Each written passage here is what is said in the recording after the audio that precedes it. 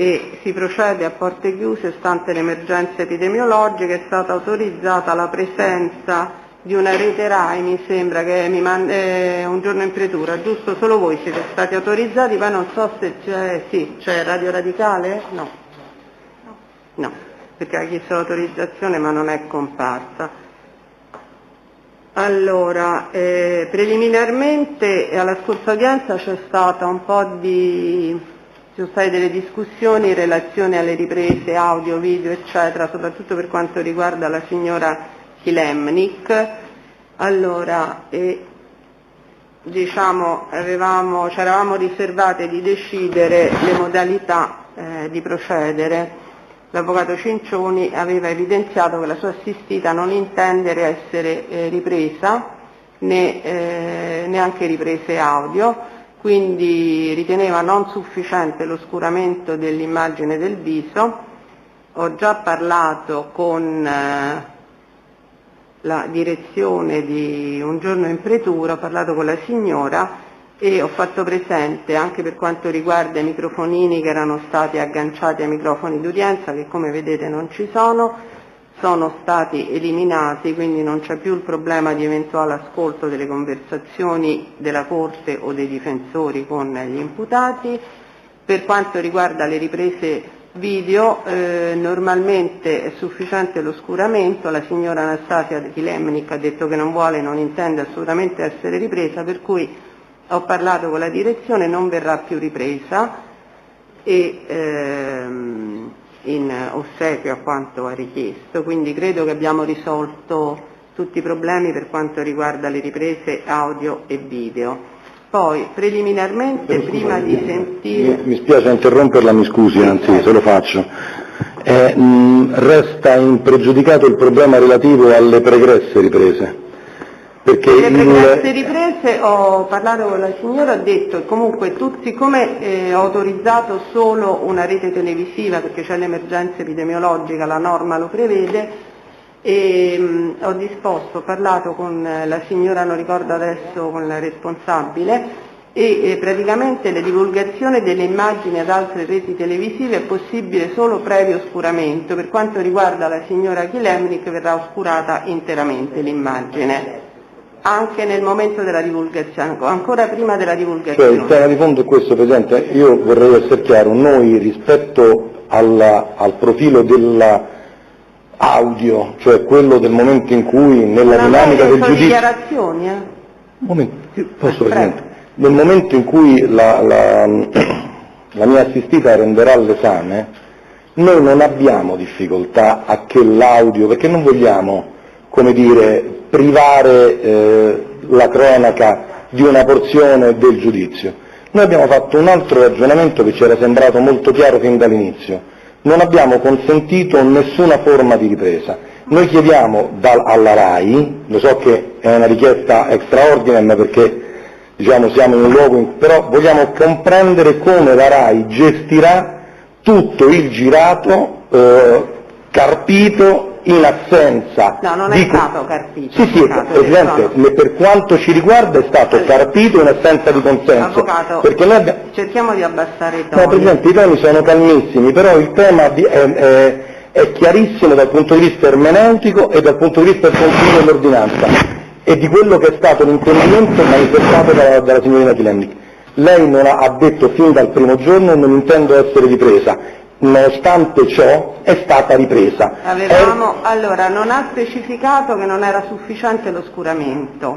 No, l'ha specificato solo in occasione dell'ultima udienza, quindi per quanto riguarda le riprese vecchie verrà interamente oscurata se verranno divulgate riprese dell'aula, riprese che la riguardano, quindi non sarà assolutamente visibile non solo in volto ma anche per quanto riguarda il corpo, il busto eccetera, almeno per quanto avviene in aula. Certo, quello non possiamo chiedere alla Corte quello che succede. Sì, credo che sia sufficiente perché se l'oscuramento è totale, riprese audio che la riguardino per quanto mi risulta ad oggi non ci sono. Quando sarà il momento dell'esame, eventuali dichiarazioni spontanee, ci direte Chiaramente allo stato degli atti la situazione è questa, poi così come non prestate il consenso potete in futuro prestarlo o limitarlo a determinate... All'audio, Presidente, ve lo dico sin d'ora, è limitato all'audio, perché ribadisco, noi non vogliamo privare del processo che c'è per tutti, è giusto che anche la nostra voce, per quel che riguarda la parte che ci, come dire,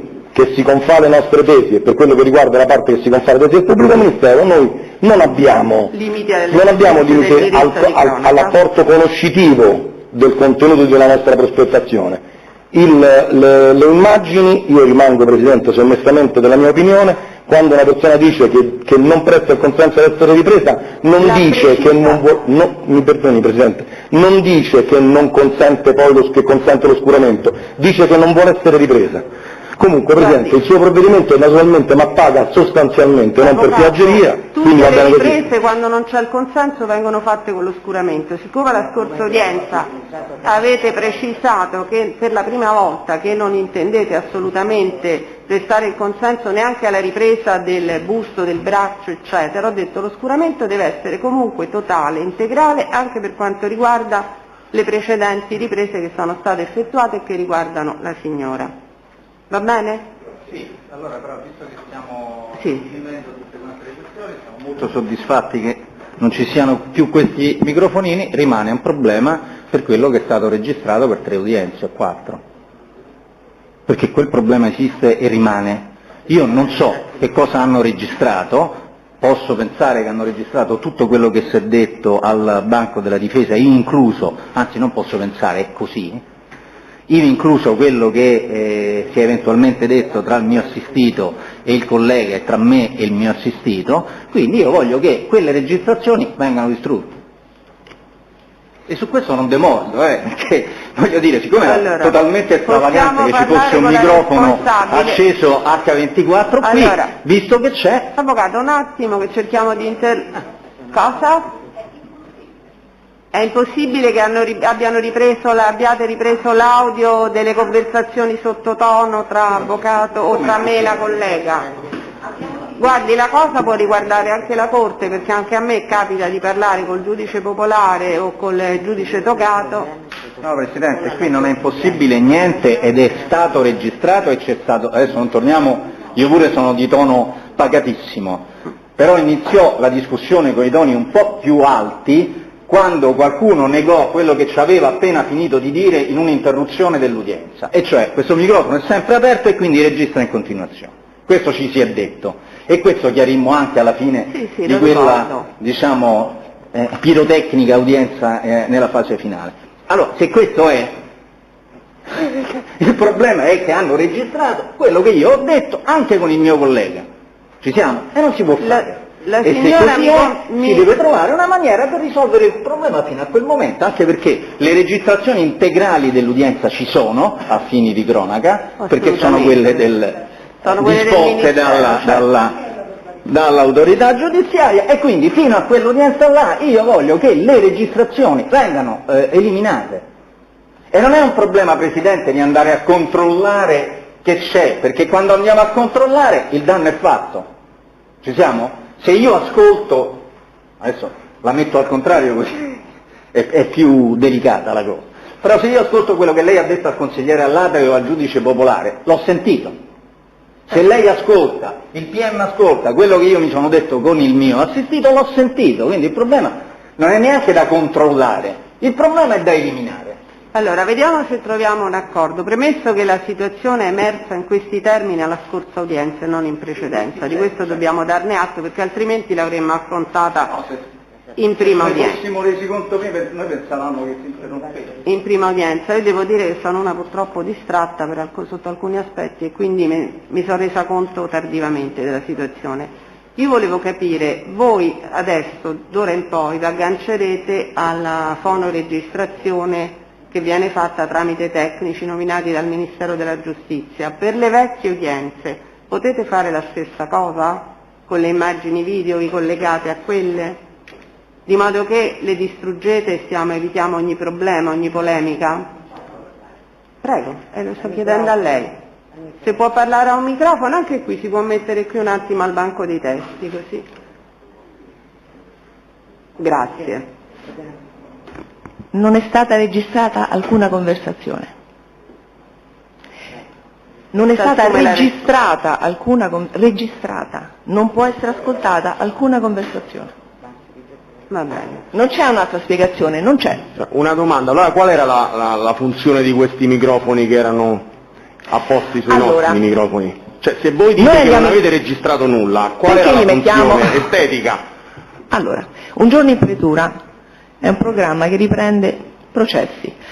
L'audio utilizzato dal Tribunale non è professionale, è di servizio, deve essere registrato tutto, fa poi le trascrizioni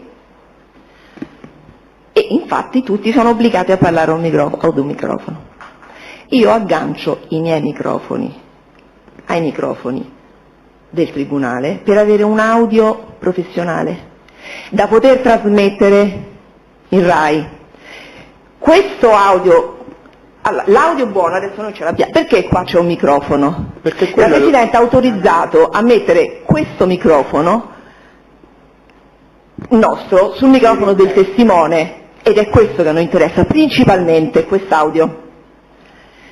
L'audio messo in tutti i microfoni del pubblico ministero, del difesa, delle parti civili, del Presidente, da parte nostra, è solo e esclusivamente per avere un audio di qualità, perché questo è la RAI 3, un giorno in pretura, è un servizio pubblico, quindi deve fornire un buon servizio. Le registrazioni degli avvocati, non hanno, non c'è motivo di registrarla, oltretutto quando perdoni però, quando si parla se io registro il Presidente che parla in privato e non registro quello che mi interessa e io devo andare in onda. Ma l'audio di qualità, lei ne parla perché poi in un secondo momento lo risente l'audio di qualità, giusto? Perché deve andare in onda, e non si ascolta, guardi, abbiamo fatto l'altro giorno la ripresa del processo d'appello bis Cionzoli e l'audio l'ha mandato in onda già chi l'ha visto nella prima puntata con i sottotitoli.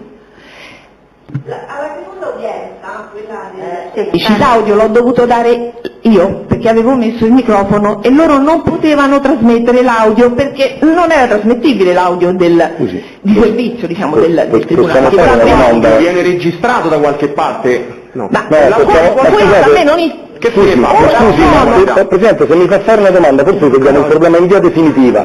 Scusate, ma voi quando si stacca, ora sto parlando io, registrate, e se ci fosse il microfonino come ce l'ha lei, voi registrereste? No, assolutamente no. Perché se parla l'altro... Ma adesso non è un problema di fare una domanda, mi risolviamo il problema. Nel momento in cui io... Che modi? Ma scusi, ma che io sto cercando di fare una domanda per aiutarla, se si la fa fare una domanda. Scusi, se lei ci questo microfono. Per cortesia, non ci sovrapponiamo. Un attimo, avvocato Cinzoni. Avvocato Spigarelli, faccia parlare il collega. Grazie. Allora, la domanda è semplice. Io e lei stiamo dialogando e poniamo il caso che entrambi abbiamo il microfono asservito alle vostre esigenze di regia audio, ok? Nel momento in cui io smetto di parlare, voi staccate la apprensione del questo bisogna capire. Scusi un attimo, voi la volta scorsa ci avete detto che questi microfoni rimanevano permanentemente accesi. Allora il tema è se sono microfoni permanentemente accesi perché possono essere può essere attivata la funzione è un altro discorso. Se sono permanentemente accesi registrano. Allora, a me questo interessa è da capire. No, allora, avvocato, a me interessa soltanto che lei faccia la domanda e che l'audio sia di buona qualità, non mi interessa altro.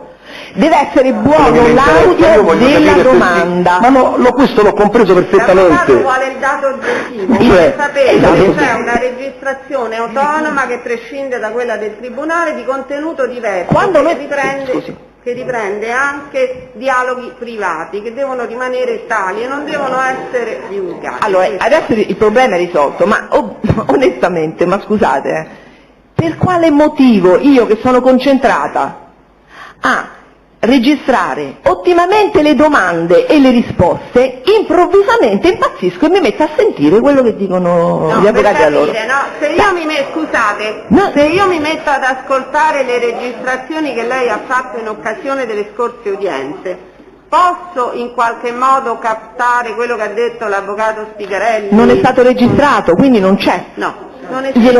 Lei viene al montaggio e ascolta le tracce audio. Vorrei fare... Lui è il tecnico, prego. Prego, sentiamo il tecnico. Tutto ciò che qui avviene quando si fa un'udienza, chi parla, viene registrato su queste macchine. E questa è la prova provata.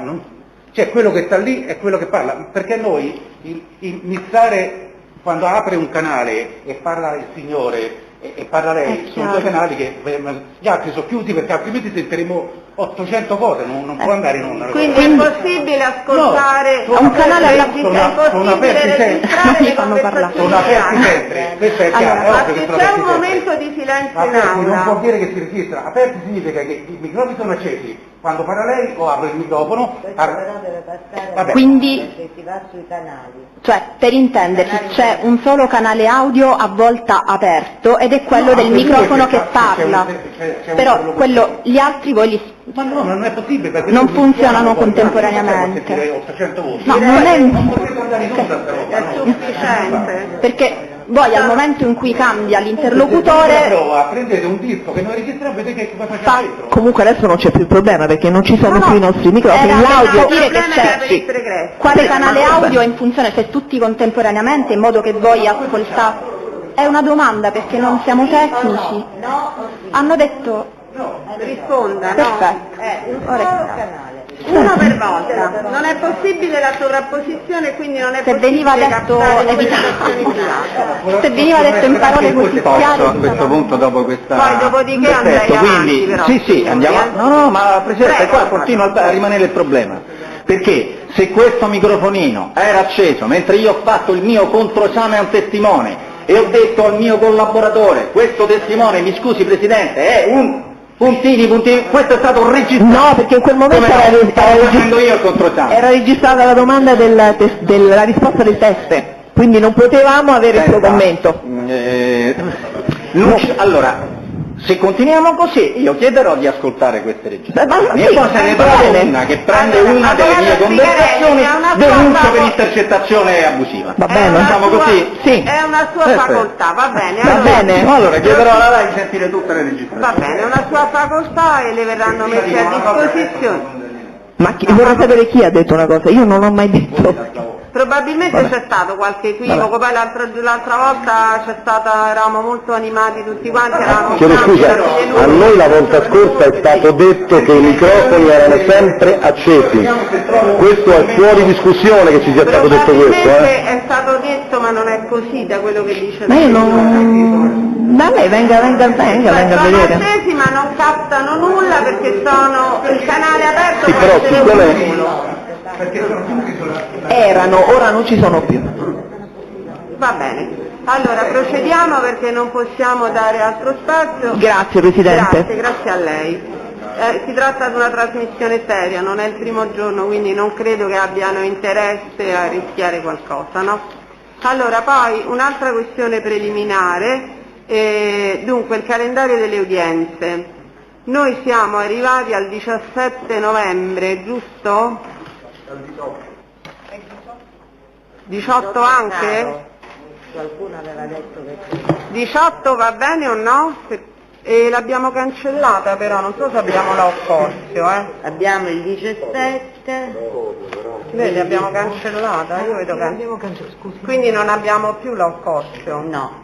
Perché il problema è questo, vi spiego, purtroppo l'emergenza epidemiologica permane a tutt'oggi e c'è il rischio anche di una situazione ingravescente, quindi io cerco per questi processi, chiaramente dove c'è un notevole numero di avvocati, parti civili, presenti personalmente, eccetera, le scorte, i detenuti, di disporre di un'aula con dimensioni più ampie, in questo caso l'aula Occorzio. Chiaramente non sono l'unico giudice che ha bisogno, anzi ci sono colleghi che hanno processi con più imputati e quindi si è creata una situazione di necessità per tutto il Tribunale di Roma.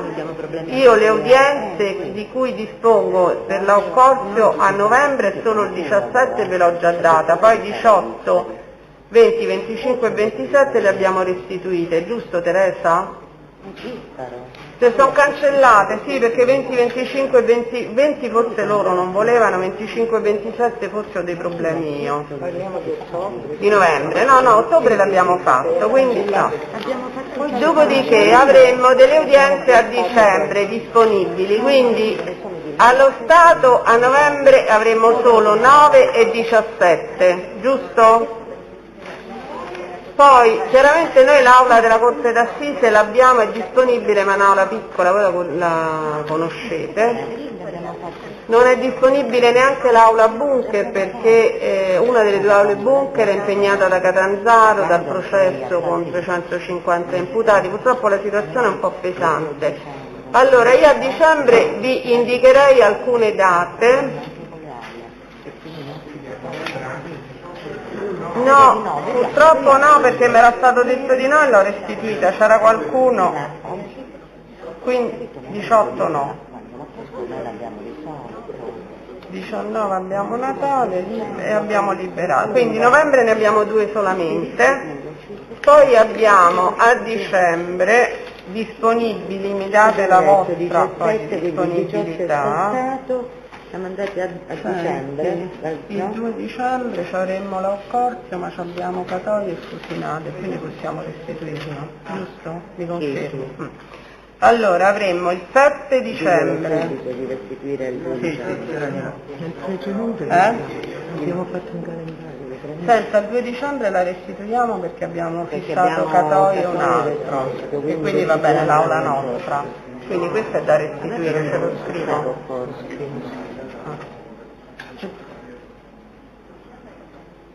Poi il 7 dicembre non va bene? Poi il 9?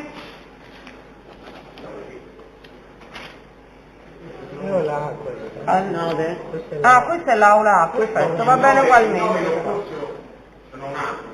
No, ha ragione, l'aula A, sbagliato. Aula A, quindi qui. Quindi il 9 va bene? Sì, il 9 dicembre, dai. Poi avremmo il 10 e il 21. Sempre in aula A.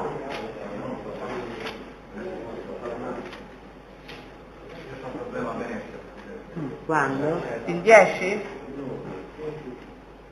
E il 21?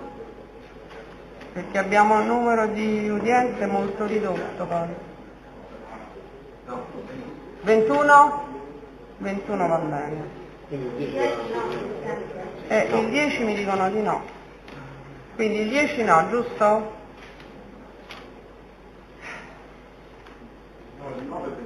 In aula A sia il 9 che il 21. Anche il 21 aula A. Tutti e due in aula A. Ma a dicembre non abbiamo niente di Occorzio, eh? Ah, il 17, ma c'è il Natale, niente. Del Grosso. Sì. Il 14 Natale in aula A e il 17 in aula Occorzio. Allora, abbiamo detto il 9 in aula A è del Grosso. E il 21 è sempre lo stesso. Dicembre. 9 e 21 aula A. No. Quindi il 10 possiamo restituirlo a questo punto. Perché ce l'avevamo. Possiamo restituire anche il 10 perché Natale l'abbiamo già fatto. Io non ce l'avevo proprio segnato. Cosa? Non avevo. Scusa, quelle di novembre invece erano 9 e 17 a un Occorzio. 9 sì, e 17 sono a un Occorzio.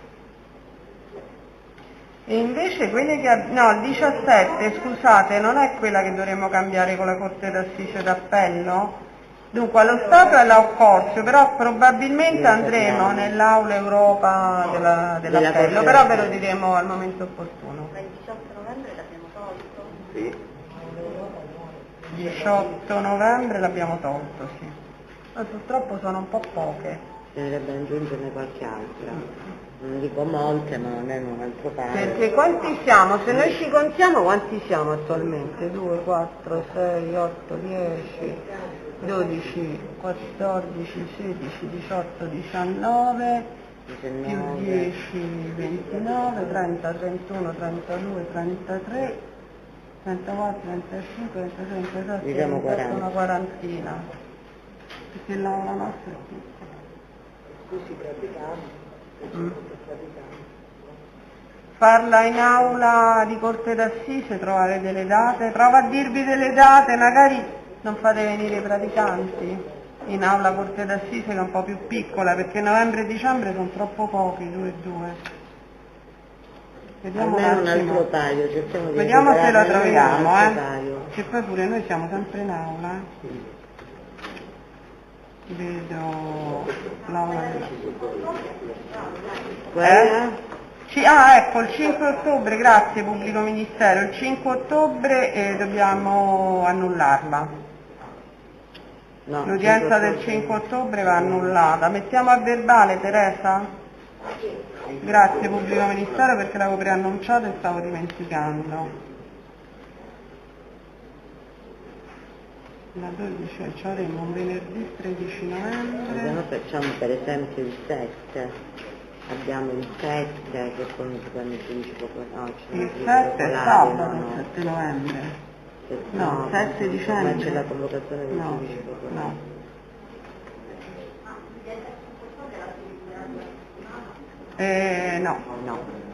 No, perché purtroppo non posso io il 5 ottobre, quindi la dobbiamo eliminare. Non manco io.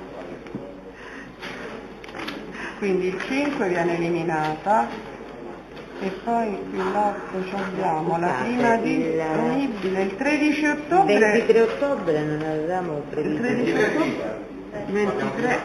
23 c'è. Il 23 c'era già. 26 c'è pure, ottobre. 26 pure e 30. Ma io dicevo novembre e dicembre. 26, 28 e 30 ottobre. C'è, ottobre ce l'abbiamo. E anche il 28. Ottobre va bene, per novembre e dicembre, vediamo se troviamo qualcosa, dunque. Pronto? Allora, il 4 novembre mi avevate già detto di no, giusto? Non posso parlare. Il 9 invece c'è, giusto? Giusto, il 4 novembre non è recuperabile. Il 9 ce l'abbiamo. E poi ci sarebbe venerdì 13 se non fosse poco, Ma tu c'hai sempre nuova? Venerdì 13 però sarebbe la nostra aula, Scaramantico, avvocato? Porta fortuna. No. Vabbè, ma non è la lettura del dispositivo, voglio dire, dei testi. Allora, io ho già un'udienza di vigilia per quel giorno. Io direi che... Poi 16 no, 17 ce l'abbiamo, 18 mi hanno detto di no, 19 siamo impegnati. Quindi novembre quanto? Il 20 novembre? Per me va bene. Potrebbe andare bene il 20 novembre in aula della Corte d'Assise. Il 20 novembre abbiamo il deposito e l'esposito. No, vabbè, quello in cancelleria. Solo il deposito? Sì. Allora 20 novembre? Potrebbe andare bene? No.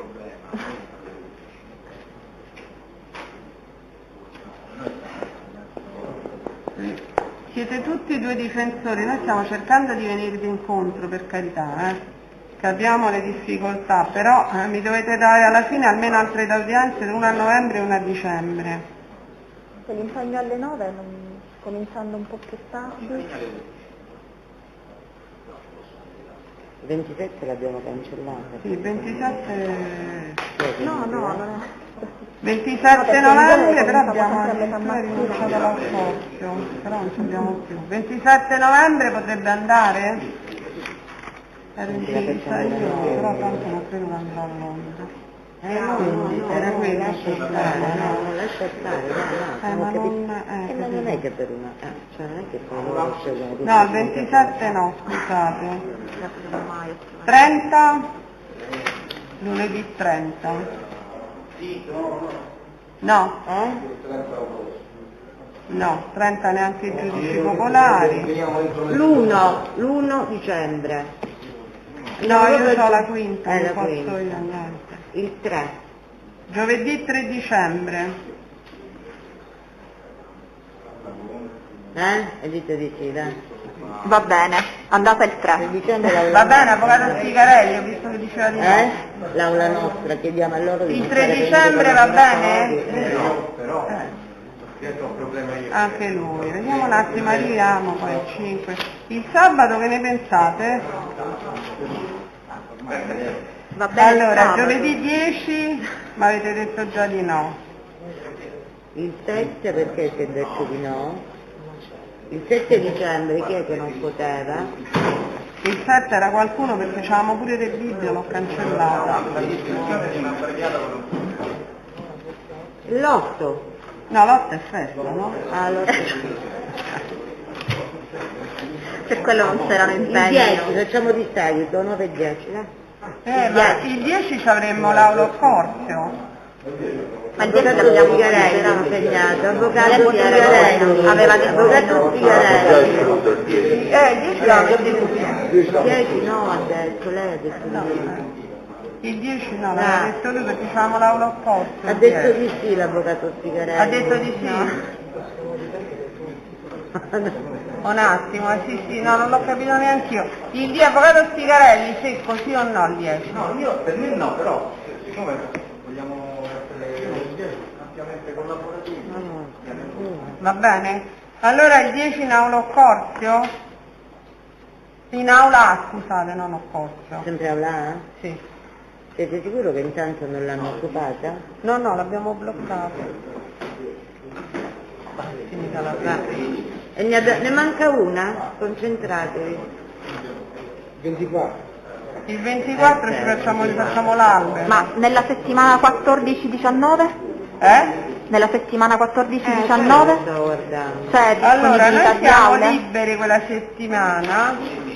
Il martedì, anch'io Il 17 avremmo avuto l'udienza l'Occorzio, ma mi è stato detto di no. Allora, 14, 15, 16, 17 e 18, una di queste date... No, 17 abbiamo Natale. Ah no, Natale ci abbiamo il 17. 14 abbiamo Natale, quindi stiamo parlando del 15 o 19? 17 è sicuro, sì. 15 o 19? No, 19 è sabato, 15. 15, basta. 15 del grosso. Dove andiamo? È in aula nostra. Aula nostra con la riduzione, cercate di ridurre al minimo. Sì, cortesemente per il 15 dicembre, quindi aula prima corte un attimo le presenze. Quindi questa è l'aula di corte d'assise. Allora, l'unica che abbiamo aggiunto è il 15, no, c'era l'altra. 15 dicembre. L'aula nostra. E 10 dicembre. 10 dicembre in aula, 15 dicembre in aula corte d'assise. Tutte? Sì. Allora, aspetti, proviamo. Avevamo detto ottobre e novembre le abbiamo lasciate com'erano, giusto? Ricapitoliamo dalla prossima in poi. Allora, volete al 5 ottobre, un attimo ve le dico tutte, confermatemi anche voi. Il 5 ottobre è stata annullata. Poi un attimo. Allora, 12 ottobre in aula Occorzio del Grosso. 9:30, sempre 9:30, ok. 16 in aula Occorzio, 16 ottobre. 23? Aspetta, perché sto andando pagina a pagina, scusate, 23 del Grosso in aula Occorzio e il 26 del Grosso in aula Occorzio, 26 ottobre. E l'ultima è il 28 ottobre, sempre in aula Occorzio. Sì, a ottobre sì. E c'è anche il 30. Non succedeva niente. Ah, è anche il 30, 28 e 30. Occorzio. Io così sono scritto. Sì, anche io. Anche 30, aula Occorzio. Sì, va bene. poi abbiamo... Il 30 di farla da noi e di liberare... Il 30 liberiamo, come? Il 30 ottobre? Siccome ne facciamo 1, 2, 3 sul Natale, se vogliamo dare una mano agli altri, il 12 e il 4. Scusa, l'accordo ce l'abbiamo 1, 2, 3, 4, 5, 6 giorni. 6 giorni in tutto il mese, non notare la cosa.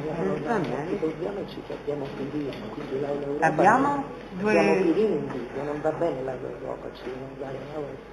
Ah, è vero, con loro non possiamo fare, ma era il 3-17 che era Natale, non era del grosso. Sì.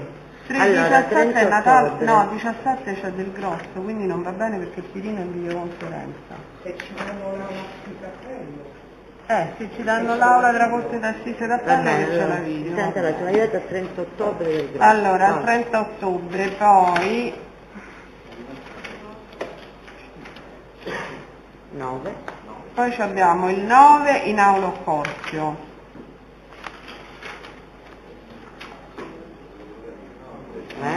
Novembre. Sì, siamo a novembre. Il 17 novembre in aula Occorzio. Ottobre, novembre, sì, in aula Occorzio. Poi questa l'abbiamo liberata, Natale. Il 24. Il 24. E il 25. Ma no, il 24 non l'avevamo fatto. No, 24 e 25 no. No. Avevamo detto 27. Scusate. Avevamo detto 27. 27, sì, 27. In aula? Quale? Un attimo che ve lo dico, in Occorzio. 27 novembre. 27 novembre. Sì. No, l'avevamo detto che era già... Allora non è 27. Io l'avevo cancellata, non l'avete fatto scrivere. No, l'abbiamo levata, scusate. Ah, quindi niente. No, perdonate. Abbiamo recuperato invece a dicembre una data. Sì.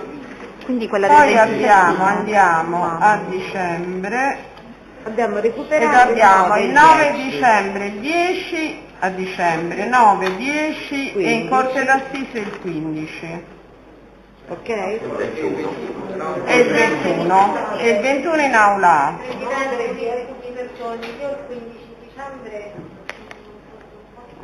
Vabbè, lei non sempre ne facciamo tante noi. Non ci posso stupire. L'avvocato però è... Veramente siamo in grossissime difficoltà. No, lei ha ragione, ma io pensavo che poi lei si fermasse a un certo punto, no? No. È impossibile, voglio dire, pure per esigenze, no? Come facciamo a far saltare il 15? Bene, abbiamo tanto.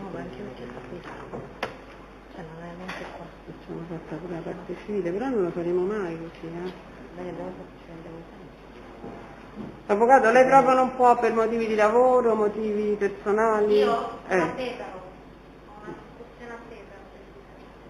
Mi dispiace non trattare paritariamente anche le parti civili, annulliamo il 15 dicembre, vabbè. quindi il 9 e il 10 aula. Aspetti che torno, 9 e 10 aula. 14 aula? No, 14 no. Prima l'avete detto. No, però non gli andava bene. 14 poi ci abbiamo allora, Natale. Il 21. 14 ci abbiamo Natale. Ah, ecco perché era Natale. Ci abbiamo Natale. E del grosso il 21 in aula. Va bene? Il 21, basta. No, 14 no, perché l'avvocato Decima non può e per par condicio. 15, 14 c'è Natale. Va bene? Allora, Allora, a dicembre vuole sapere, glielo dico, ricomincia a ritroso, partiamo dal 21 dicembre in aula A, Si sta ripensando. 10 dicembre in aula A, sì, 9 dicembre in aula A, e poi ce n'era un'altra, mi pare. 9 e 10, basta, 9, 10 e 21 solamente? Sì, a dicembre Se sentite questo. Vabbè, nel frattempo in un momento di pausa, quando cominciamo col test lei chiama, grazie. 9, 10 e 21. Va bene. Allora, dopodiché possiamo riprendere con l'udienza, cioè possiamo iniziare l'udienza in realtà. Dunque abbiamo il perito, abbiamo il deposito delle intercettazioni, ma la signora Dinnella c'è? Dove sta? Mica la vedo, sento un sì ma non la vedo. La signora Dinnella c'è? Forse sta fuori, non lo so. Dopodiché dovremmo avere come testi Bertoli, Scarciglia e Belfiore, giusto pubblico ministero? Sì. Li cita in quest'ordine? Allora, no, comincerei da Scarciglia che è breve. Perfetto. Però non vedo... Volevo sentire prima il perito per licenziare. No, per me se recuperiamo il perito lo congediamo. Un attimo solo, aspetti, vediamo se c'è il perito, che gli altri testi sono fuori? Più che altro non vedo Bertoli, perché era stato diffidato in aula.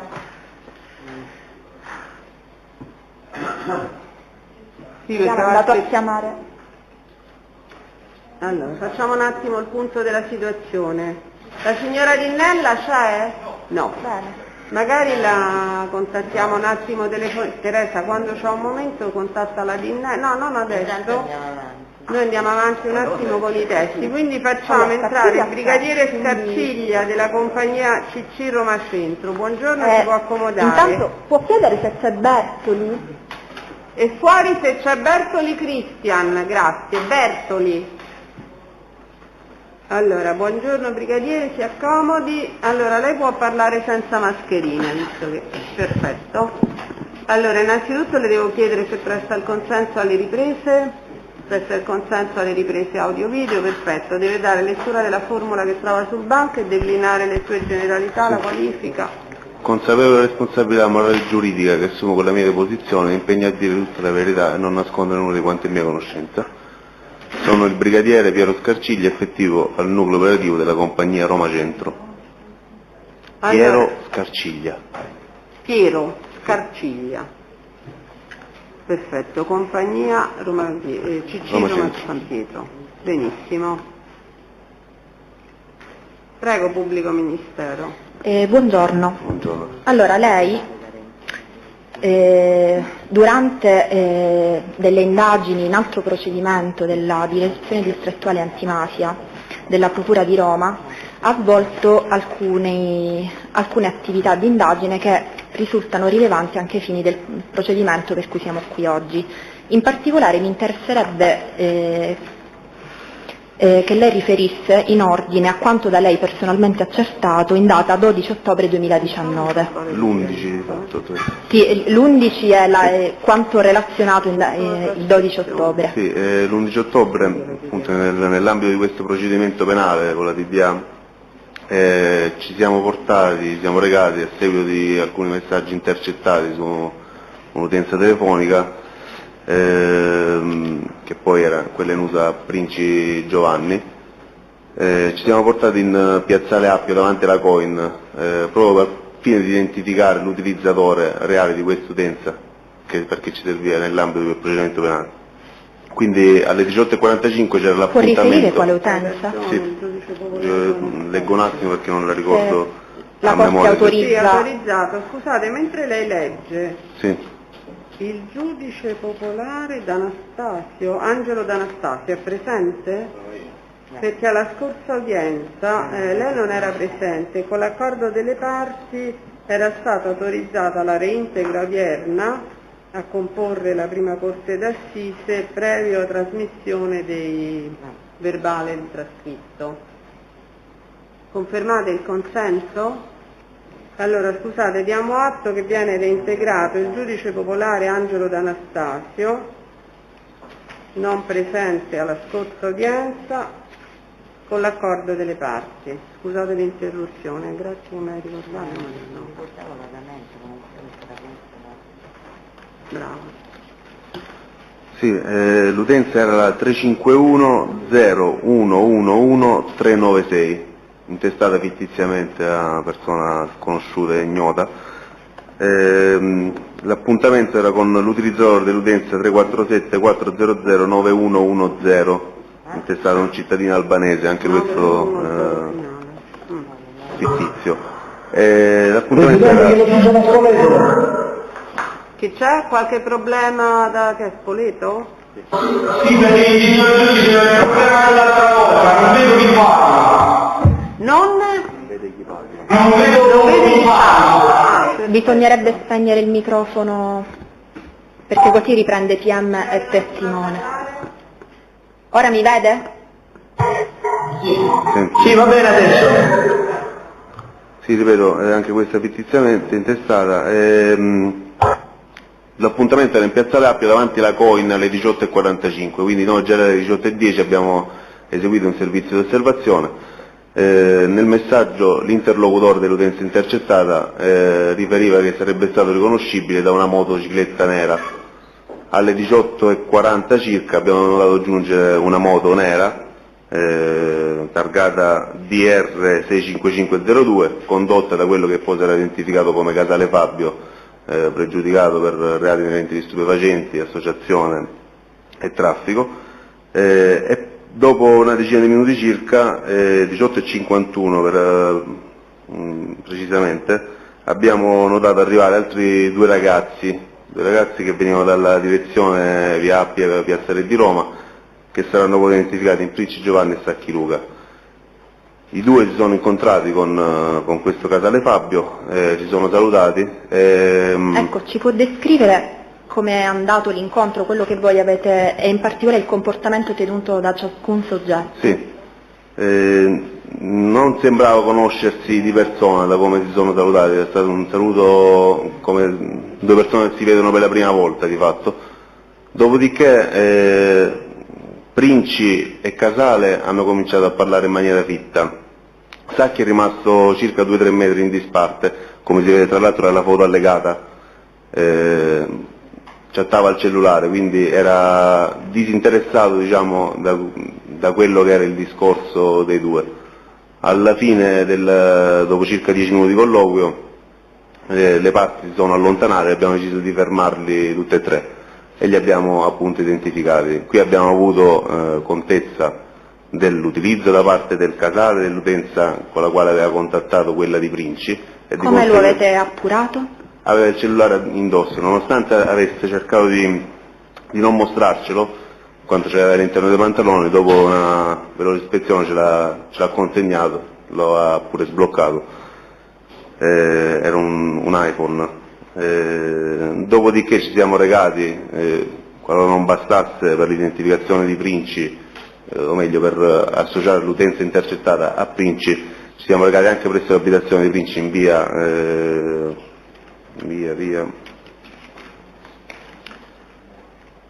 un attimo il controllo, non ricordo la via comunque presso l'abitazione di Princi Giovanni, dove abita con i genitori, che era tra l'altro la cella via Cerreto di Spoleto 34, esatto, la cella telefonica dell'utenza in uso agganciava sempre, durante il periodo intercettato, ha sempre agganciato lì a casa, quindi era un'utenza che stava lì a casa.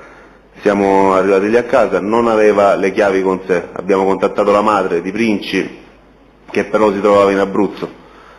Non avendo motivo, a noi interessava associare l'utenza telefonica a Princi, abbiamo ritenuto semplicemente farla squillare all'interno, infatti credo che da tabulati risultino alcuni miei tentativi di chiamata verso l'utenza di Princi. Squillava il telefono, quindi per noi è stato sufficiente in quella circostanza per associare l'utenza a Princi. Senta, l'atteggiamento di Princi da quando lo avete fermato, quindi da quando ha avuto contezza della vostra presenza fino appunto a questo accompagnamento presso l'abitazione, come si è manifestato? Che tipo di comportamento ha tenuto? Un personaggio particolarmente strano. Si è mostrato irriverente sicuramente nei nostri confronti, ha cercato in tutti i modi di non portarci a casa, il motivo poi era probabilmente l'utenza cellulare, almeno per quanto ci riguarda, utenza che tra l'altro è rimasta attiva per i successivi 2 o 3 giorni, dopodiché ha smesso di funzionare. Niente, era abbastanza irriverente nei nostri confronti, sì. No, è in atteggiamento un po' non collaborativo. Non collaborativo, sì. Al contrario del Casale si è mostrato abbastanza collaborativo, Sacchi lo stesso. Una domanda, nell'arco dell'indagine, successivamente a questo giorno in cui avete osservato l'incontro, avete avuto occasione di monitorare altri incontri fra Princi o eventualmente Sacchi e il Casale? No, è stato l'unico incontro. Tra l'altro l'utenza di Princi appunto era un'utenza da noi definita dormiente, in quanto non intercettavamo in quanto contattava un fornitore di stupefacenti che monitoravamo in quel momento, e che qualche settimana prima rispetto all'incontro, fine settembre se non erro, è stato tratto in arresto in esecuzione di altra ordinanza di custodia cautelare e quindi non aveva più contatti con questa persona, motivo per il quale abbiamo pensato che si fosse rivolto poi a Casale per l'approvvigionamento di altro stupefacente. Ecco, l'ha citato prima, però vorrei capire meglio che figura è Casale Fabio. Casale Fabio è una figura di spicco negli scenari criminali, ha traffico internazionale di stupefacenti, risulta emergere da diverse indagini stupefacenti, vediamo che ci ha comunicato la direzione centrale dei servizi antidroga in tutta Italia, non solo su Roma, quindi personaggio abbastanza pesante. Al momento tra l'altro del nostro controllo lui era il regime di detenzione domiciliare e con la possibilità di... Perché reati l'avete appurato? Per stupefacenti. Traffico internazionale, cocaina. Io non ho altre domande. I civili hanno domande? Vi siete un po' spostati. Benissimo, i difensori degli imputati? Qualcuno ha domande? Nessuna domanda? Anche la Corte? Grazie, può andare. Allora, poi ci facciamo entrare Bertoli, chi era? O Belfiore? Chi facciamo entrare?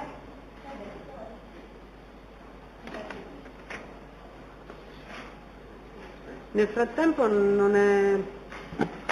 Interrompiamo un attimo per contattare la Vinnella? Sì. Mentre... Intanto che entra il test proviamo a vedere se il perito riusciamo a trovarlo.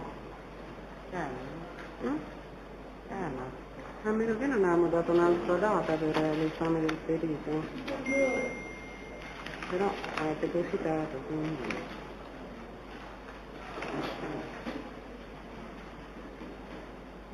Se no lo facciamo ogni prossima. Giusto se sta qui? Eh sì, mi ricordo quando, perché gli abbiamo dato l'incarico diverso tempo fa, siamo 4 mesi fa, era prima dell'estate. Io non la conoscevo, mi pare abbastanza precisa. Sì, carina, brava. In assiste io non lo so, però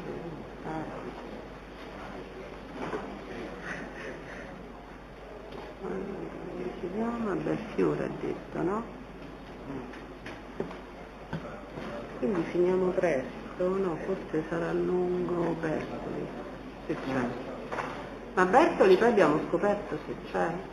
Era stato diffidato in aula, mi pare che non c'è. Io lo farei contattare un attimo.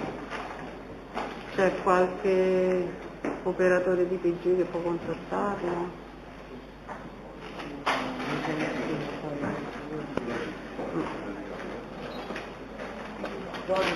Bertoli non c'è fuori, vero? Bertoli. Sì, c'è. Perfetto. Vabbè. Allora abbiamo risolto, benissimo. Buongiorno, un attimo solo che faccio direi non essere inquadrato dalle telecamere. Direi non essere inquadrato dalle telecamere. Perfetto, allora un attimo solo, intanto può dare lettura della formula, comunque non presta il consenso a essere ripreso. Può levare la mascherina. Può dare solo lettura della formula in attesa che torni il cancelliere, prego. Consapevole della responsabilità morale e giuridica che assumo con la mia deposizione, mi impegno a dire tutta la verità e a non nascondere nulla di quanto è a mia conoscenza. Le sue generalità gliele chiedo tra poco, così le facciamo verbalizzare.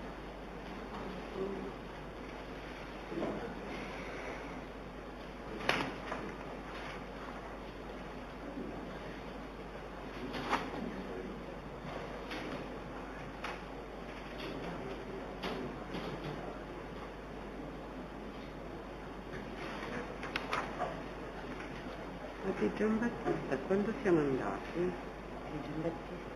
Ah, eccolo il 20. E invece Gambacurta pure. Il Gambacurta non lo vedo. Mi sa che non c'è qua. Ah, non c'è, vediamo perché. Eccola. Allora, lei si chiama? Belfiori Giorgio. Belfiori Giorgio? Giorgio, sì. Vuole scriverlo stesso?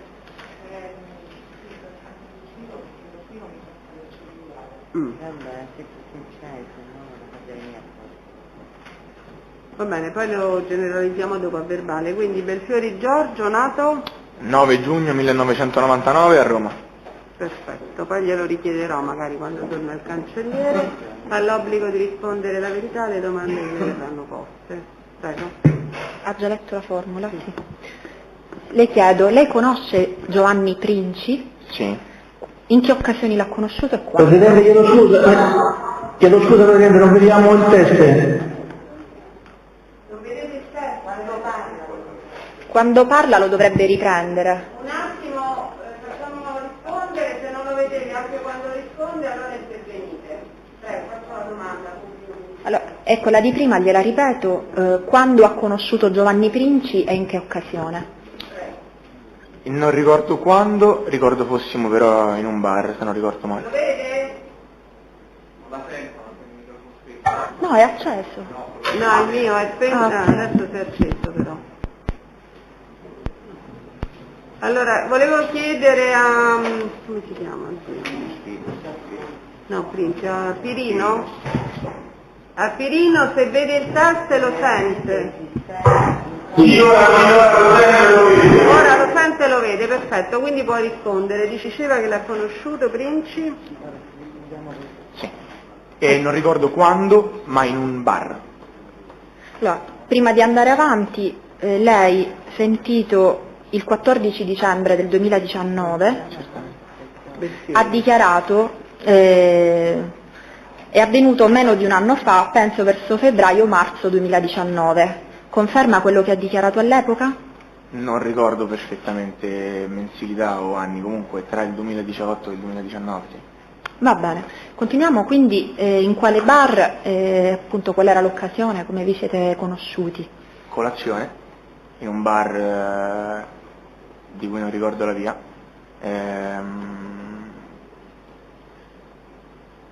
Piazza San Domenico Savio se non sbaglio, ma la via non la ricordo. E niente, è stata una colazione come le altre. Stavo lì, li ho visti lì al tavolo e ci siamo messi a fare due chiacchiere normalmente, senza... Giovanni Princi. Giovanni Princi. Faceva anche lui colazione, sì. E di chi avete parlato? Del più e del meno, l'ho seduto lì. Avete parlato anche di sostanze stupefacenti in quell'occasione? In quell'occasione non ricordo. Allora lei, faccio riferimento sempre al verbale di sommarie informazioni da lei rese il 14 dicembre 2019, è venuto proprio in procura, ha dichiarato: mi sono quindi presentato ed ho consumato la colazione insieme a lui. Durante tale nostra prima conversazione abbiamo parlato tra l'altro di marijuana. L'argomento stupefacenti è uscito fuori perché lo ha iniziato lui, probabilmente perché era in cerca di nuovi clienti. In quella occasione mi ha dato uno spinello che portava in tasca e io ne ho apprezzato la qualità. Lei conferma quello che ha dichiarato? Non ricordo, questa cosa specificatamente non me la ricordo. Cioè, lei non ricorda di aver parlato di marijuana con quella mattina? Non ricordo mattina? Di che cosa abbiamo parlato. Ricorda di aver fumato lo spinello insieme a Princi? Fumato io. Come? L'ho fumato io, sì. Senta, da lì, da questo primo incontro, poi avete avuto altri incontri? Sì. È successo altre volte, saltuariamente, che io abbia acquistato da lui in maniera sostanza, insomma. Che cosa? Quantità modica, erba. Che cosa acquistava? In particolare? Marijuana. E a che prezzo? 10 euro, 8 euro. 10 euro al grammo? Sì, penso di sì. Più o meno per capire che tipo di Lei ha detto occasionalmente, saltuariamente, certo. È in grado di quantificare nel tempo in maniera un po' più precisa? Non saprei, si è parlato di mesi, non di più, anche perché dopo avevo la maturità. Ecco, al mese quante volte comprava da Giovanni Princi? Allora, lei ha dichiarato: compravo 5 grammi 2 volte al mese, pagando 50 euro ogni volta. Una volta al mese. In una occasione ne ho comprati 10 grammi, pagando 100 euro, quindi pagavo 10 euro al grammo. Sì, questo è successo. Quindi conferma. Questo conferma, sì. Senta, la qualità di questa marijuana com'era? Era buona? Sì. Lei, avendo consumato più volte, rispetto a quella ordinariamente nel mercato, com'era? Nella media o migliore? Non saprei quale sia quella ordinariamente nel mercato. Lei ha sempre solo comprato da Princi? È successo qualche altra volta magari a San Lorenzo, ma non saprei. Senta, come questi incontri in occasione dei quali lei comprava marijuana, come li concordavate? Tramite applicazioni sul cellulare. Quale? O Telegram o Wicker. Wicker. Lei usava già queste applicazioni? Sapevo che sono applicazioni di messaggistica sicure. Ma ne parlo anche con Princi? Cioè, quello che le voglio chiedere, era una sua iniziativa contattare Princi certo, su Wicker? Certamente. No. Cioè, l'uso di queste applicazioni lo avete concordato o è venuto da una sua iniziativa che voleva sentirsi lei più sicuro nell'usare queste applicazioni? Volevo sentirmi io più sicuro. Senta, perché erano più sicure? Qual era la particolarità di queste applicazioni come Wicker e Telegram? Suppongo che non siano come una chiamata normale, quindi non possano essere rintracciate. C'era anche la possibilità di cancellare i messaggi? Suppongo di sì.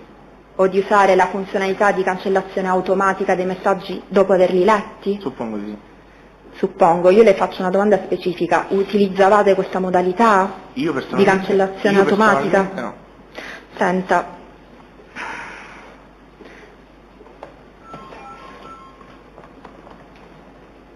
lei ha dichiarato, quando appunto la collega pubblico ministero che l'ha sentita in quell'occasione unitamente ai carabinieri, avete proprio parlato dell'applicazione Wicker e lei ha dichiarato qualcosa di parzialmente difforme rispetto a quello che lei oggi ci racconta, quindi io le leggo le sue dichiarazioni e mi dice qual è il suo ricordo.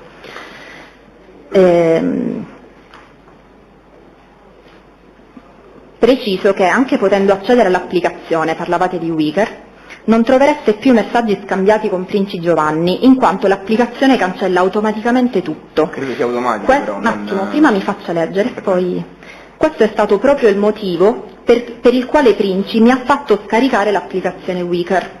Comunque il loro contenuto era relativo esclusivamente a compravendite di pochi grammi di marijuana. Confermo. Quindi vorrei capire, voi accordavate su Wicker, poi gli incontri come avvenivano e dove avvenivano? Solitamente. Non c'era un posto soltanto, e mi recavo io nel luogo deciso. Chi lo decideva? E avveniva lo scambio. Chi lo decideva il luogo? A volte uno, a volte l'altro. Lo concordavate? Senta, ma è in grado di dirmi qualcuno di questi luoghi dove vi siete incontrati per questi scambi di marijuana? Lo ricorda? Sì, uno lo ricordo con precisione. Qual è? Era la via davanti alla Caffarella, quella dove tra l'altro, più avanti di dove tra l'altro purtroppo si è... Via Mommsen? Penso sia. È vicino al pub John Cabot? Lì. Da quelle parti sì, più avanti, lungo la via.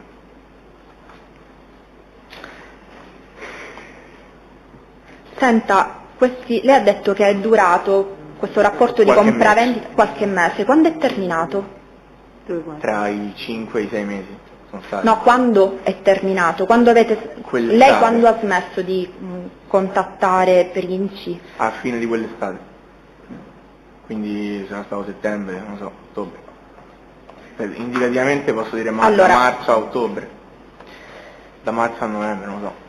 Non me lo ricordo. Senta, le chiedo a specifica domanda lei le fu chiesto come mai ha interrotto i rapporti e lei ha dichiarato dopo l'omicidio di Luca Sacchi, che è avvenuto il 23 ottobre del 2019. No, io già non compravo più da lui, precedentemente.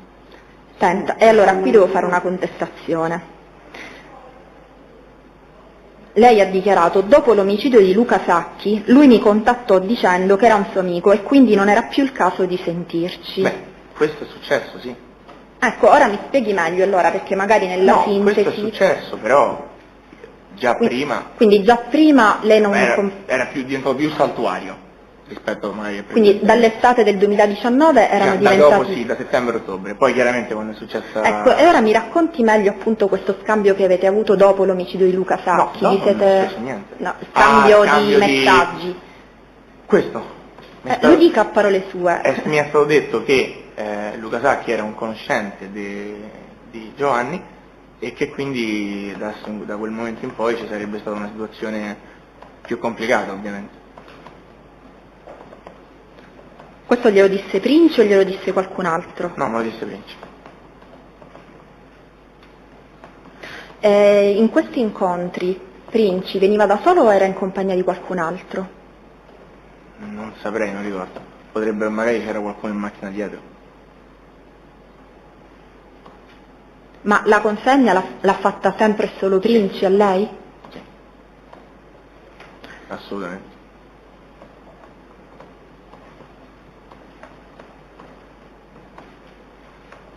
Io non ho altre domande. Le parti civili hanno domande?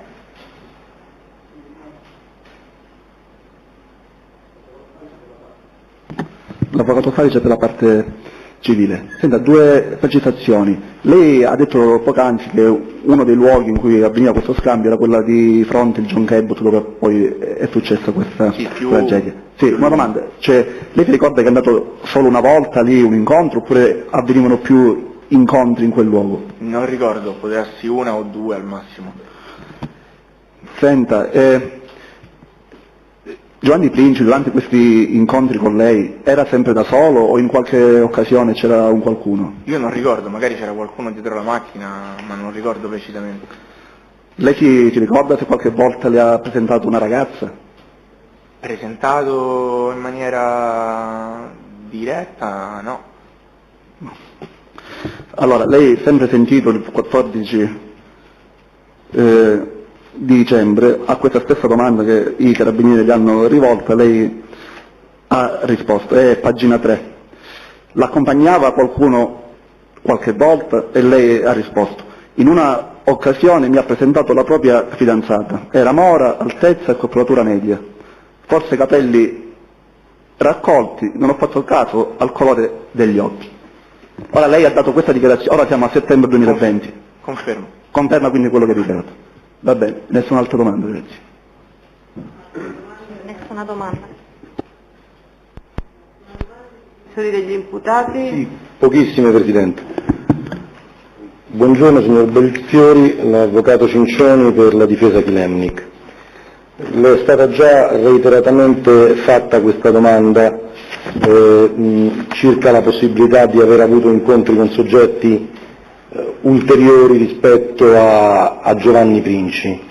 Lei nel verbale a cui abbiamo fatto riferimento sinora, tanto il pubblico ministero che la parte civile, è stato, ha dato delle informazioni, non voglio dire diverse, ma più precise. Lei ha detto poteva esserci qualcuno in macchina.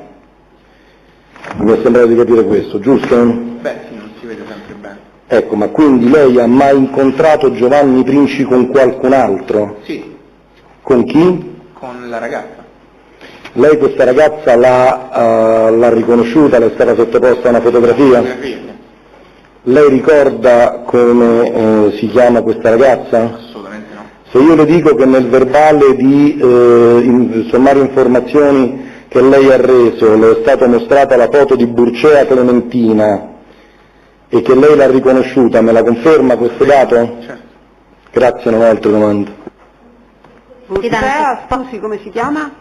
Burcea Valentina. Valentina. Clementina. Clementina. Sbagliato, scusa. Faccio più. Quindi lei lo ricorda il nome adesso che le viene ora citato? Che i nomi insomma sono... Quindi era lei, va bene. Presidente, mi scusi, una domanda. Anche se il nome è un po'... Anche se il nome? Il nome? Sì, può darsi, però... Se no possiamo fargli vedere un attimo... I nomi... Abbiamo la leggenda, immagino, l'album fotografico e le richieste. Il tema è esattamente questo, qui in questo verbale... La foto l'ha sottoscritta? No, Presidente, qui in questo verbale si legge che mi pare che fosse presente addirittura il pubblico ministero, se non sbaglio. Sì, confermo, c'era Blasco. Si legge a un certo punto, non fa parte del contenuto dichiarativo, ma è una circostanza, per questo l'ho chiesta. Si dà atto che viene mostrata una foto di Burcea Clementina presente nelle informative redatte nel presente procedimento penale e disponibile sul telefonino cellulare del maggiore Dente. Belfiori Giorgio riconosce Burcea Clementina come la giovane che gli era stata presentata da Princi Giovanni. Quindi io non potevo ovviamente contestargli in senso tecnico questo perché non fa parte del suo dichiarato, è una circostanza di fatto sul quale che oggi ci conferma. Di cui danno atto i militari. E che per quel che vale ci conferma oggi. Allegata, no, Presidente, no, perché era sul telefonino perché a volte si fa lo screenshot si dovrebbe fare, ma questa volta non è stato fatto. Va bene. Però è in controversia la circostanza, per quel che emerge dal verbale, che gli è stata sottoposta la fotografia di Burcea Clementina e che Burcea Clementina ha riconosciuto. Grazie, Avvocato. Prego, Avvocato, scusi che l'ho interrotta. Grazie. Avvocato Decina per la parte civile. Buongiorno signor Belfiore. Poco fa lei ha riferito al pubblico ministero di aver interrotto definitivamente i rapporti con Giovanni Princi a seguito dell'omicidio di Luca Sacchi. Lei conosceva Luca Sacchi? Nessun'altra domanda, grazie. Proprio no. Ci sono domande delle difese degli imputati? Nessuna. Grazie, può andare. Le serve un'attestazione che è stato in aula oggi? No, tanto lavoro alle 2:30, ci dovevo andare. Speriamo di poter liberare. Grazie, può andare. Allora l'ultimo test previsto per oggi e poi verrà anche il chiedo se c'è il consenso delle difese, giusto per far emergere la circostanza del riconoscimento di Burcea Clementina.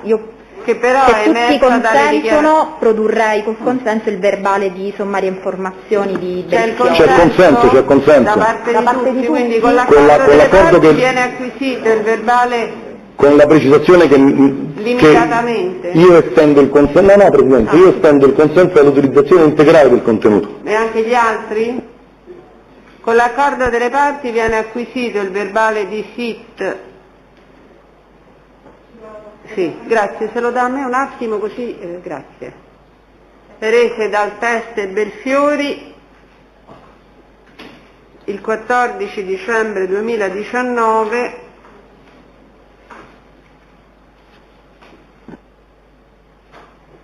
in procura,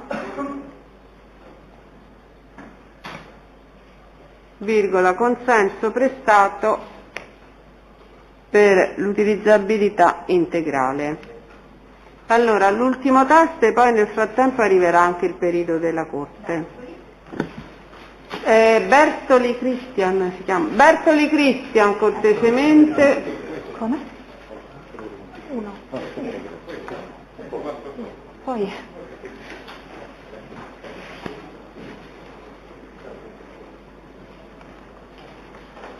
Buongiorno. Preliminarmente le chiedo se presta il... Prego, si accomodi vicino a noi, buongiorno. Presta il consenso alle riprese?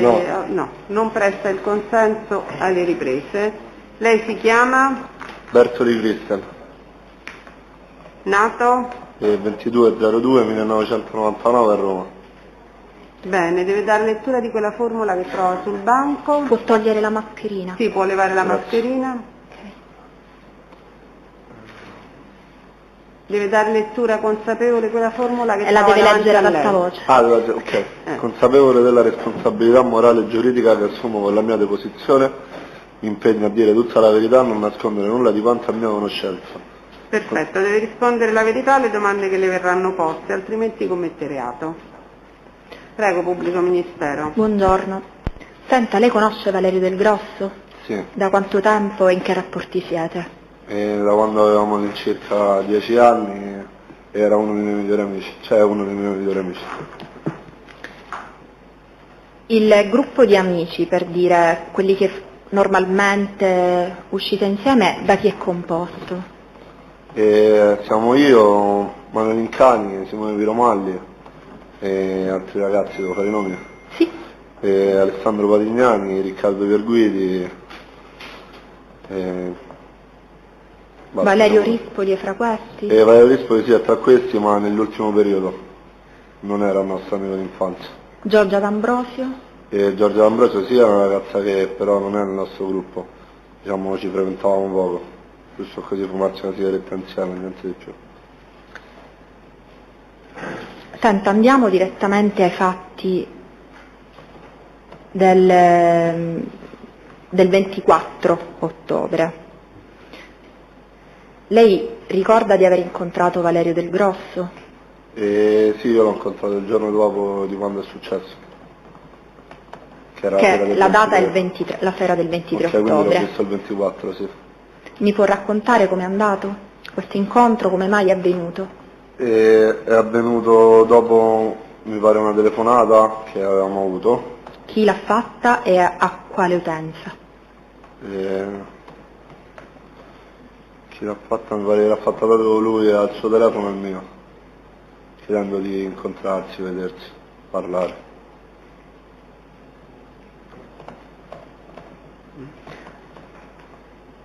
Com'è andata? Mi racconti? Niente, ci siamo visti, mi pare che era a Tor Sapienza, non mi ricordo bene se a Tor Sapienza a casa del monastero, e mi aveva detto che la sera prima aveva fatto questa sciocchezza. Ecco, che parole esatte le ha detto? Cerchi di ricordare. Mi ha detto, innanzitutto mi ha detto che non neanche, che la sera stessa neanche pensava di aver ucciso quel ragazzo, era molto rammaricato, mi stava a raccontare tutto con le lacrime agli occhi e gli dissi di stare tranquillo, che niente, gli dissi anche che non si sentiva bene, se poteva andare magari a raccontarla alla famiglia, però aveva paura e quindi sono andato io dal fratello a dirglielo. Può dire il nome del fratello? Andrea Del Grosso. Senta, questo incontro è avvenuto di fronte al bar del Caffè Zero? Di Tor Sapienza? No. Ora che le dico il luogo? No, non stavamo davanti al Caffè Zero.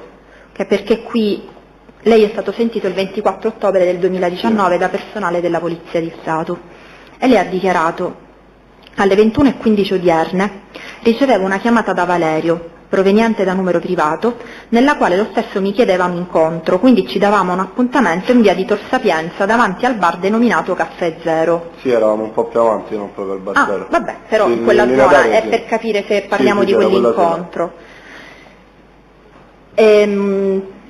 A questo incontro, quindi, come mai lei ha chiesto a Valerio Del Grosso se stesse poco bene? Ha detto stava male. L'ho visto un po' agitato. Ecco, com'era? Era agitato? Da cosa l'ha dedotto che poteva stare male? Vabbè, conoscendolo molto bene ho visto che era successo qualcosa di serio, era molto triste, a posto rammaricato, confuso, ancora era in uno stato di dramma. Poi poco fa lei ha riferito che appunto le aveva parlato che aveva, ora non ricordo la parola esatta da lei utilizzata, che aveva fatto del male a un ragazzo. Aveva fatto una sciocchezza. Ma lei ha chiesto in quali circostanze? Cioè, io immagino, se viene da me un amico a dirmi ho fatto del male a un ragazzo, chiedo come, dove, perché.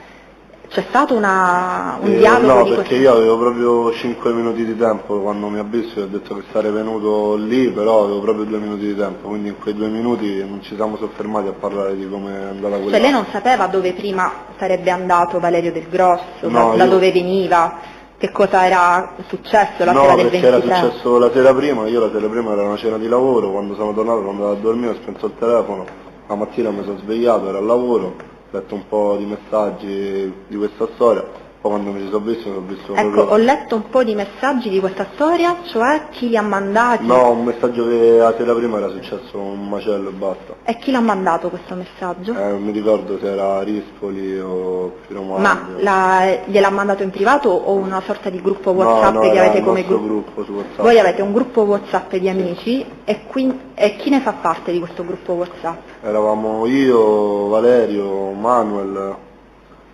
Quando dice Valerio, se può dire il cognome, dato sì, che ne abbiamo... Sì, sia Valerio Del Grosso che Valerio Rispoli. E poi c'era Alessandro Patrignani, Riccardo Verguidi, io Cristian Bertoli, Emanuele Lincani, basta, siamo noi. Quindi, se le chiedo uno sforzo di memoria, lei accende il telefono e vede le notifiche WhatsApp sul gruppo. Che messaggi, cioè quindi il primo a scrivere relativamente ai fatti... Maglio e Rispoli mi hanno chiesto appena staccavo se andavo a casa al monastero, che mi dovevano parlare urgentemente. Questo nel gruppo, avevano già anticipato il motivo di questa urgenza? No, io l'ho saputo di persona. Quindi lei prima di vedere Valerio Del Grosso aveva già incontrato Valerio Rispoli o Simone Piromalli? Sì, e me l'avevano detto loro. E cosa le hanno detto? Che Valerio aveva fatto una cazzata e aveva ucciso il ragazzo. Questo quando avviene questo incontro? Alle 5 del pomeriggio, appena avevo staccato. Quindi alle 5 del pomeriggio del 24 ottobre, quindi qualche ora prima che lei incontrasse Valerio, il suo amico Valerio. Rispoli e Piromalli le dicono altro? Cioè, lei non ha chiesto ma com'è che ha fatto questa cazzata? No, non mi interessava. Appena ho sentito la notizia stavo un po' così e non sono entrato nel dettaglio. E da chi l'avevano saputo loro? Loro erano lì quella sera. Erano lì quella sera entrambi e gli hanno detto un po'... Lì? Dove? A John Carriot al pub. Quindi sulla scena del delitto? Sì. E le hanno detto qualcosa che avevano visto personalmente? Le hanno descritto un po' tutto quello che era capitato? No, ma perché loro provavano a dirmelo, ma io li fermavo apposta per non sapere nulla di questa storia. Meno sapevo meglio era. Cioè non mi interessava sapere quello che era successo. Senta, se lei non voleva sapere quello che era successo, come mai poi va e incontra Valerio Del Grosso già sapendo che aveva ucciso qualcuno? Vabbè, essendo uno dei miei migliori amici mi ha chiamato, cioè mi ha detto di vedersi proprio un minuto, non gliela facevo a negargli un minuto di tempo. Anche perché quella sera poi avevo sempre da fare delle cose di lavoro e proprio un minuto preciso ho visto. Senta, le hanno detto chi altri aveva partecipato insieme a Valerio Del Grosso a questa vicenda? Avevano detto che c'era di mezzo Paolo. Fecero solo il nome di Paolo? Sì. Il cognome glielo fecero? Pirino. E le raccontarono qualcosa della dinamica? No, ho detto ci provavano, ma non volevo sapere. E del perché si erano incontrati tutti lì non glielo raccontarono? No, sempre ci provavano, ma non volevo proprio saperlo. Non volevo essere... Cioè almeno sapevo meglio era. Siccome non c'entravo niente io... Ok, allora, questo alle 5 del pomeriggio. Alle 21:30, quindi quando lei va all'incontro con Valerio Del Grosso, chi era presente? Eravate solo voi due o c'era qualcun altro? No, eravamo io, Valerio, c'era Giorgia, L'Ambrosio e mi sembra c'era Emanuele Lincani. No, mi sembra c'era Emanuele Lincani. E quindi Valerio, l'ha detto poco fa, le racconta di nuovo che aveva fatto una cazzata, appunto, questo è il termine da lui utilizzato, si mostra dispiaciuto, lei gli ha dato qualche consiglio nell'occasione? No, a parte quello di tranquillizzarsi, perché io ho detto era proprio agitato, stava in uno stato... Cioè non ci stava con la testa, diciamo, stava proprio male. Avete parlato della possibilità di consegnarsi alle forze dell'ordine? Sì, gliel'ho provato a dire, però era talmente impaurito che no, che non l'ha fatto, lo stava anche per fare, per un attimo ci stava per andare, solo che c'aveva quella paura che lo frenava, secondo me. Senti, e lì in quell'occasione avete parlato dei motivi, cioè del perché era successo tutto questo? No. Anche perché lui non ce la faceva neanche a parlare, gli ho detto per quanto era dispiaciuto, rammaricato e tutto quanto. Io proprio non volevo saperlo. Ecco, ho iniziato a scoprirlo sui giornali e tutto quanto. Dopo quell'incontro già prima aveva guardato qualcosa sui giornali? No, non ho guardato niente, cioè la mattina ho letto che appunto era successo questa cosa a questo ragazzo fuori a quel pub, però non immaginavo proprio che era riferita alla cosa che mi dovevano dire nel pomeriggio, non ci avrei mai creduto. Cioè inizialmente lei quindi non aveva collegato la notizia di cronaca al suo amico Valerio? Senta, avete poi parlato anche del da farsi dopo quell'incontro, quando vi siete salutati? No.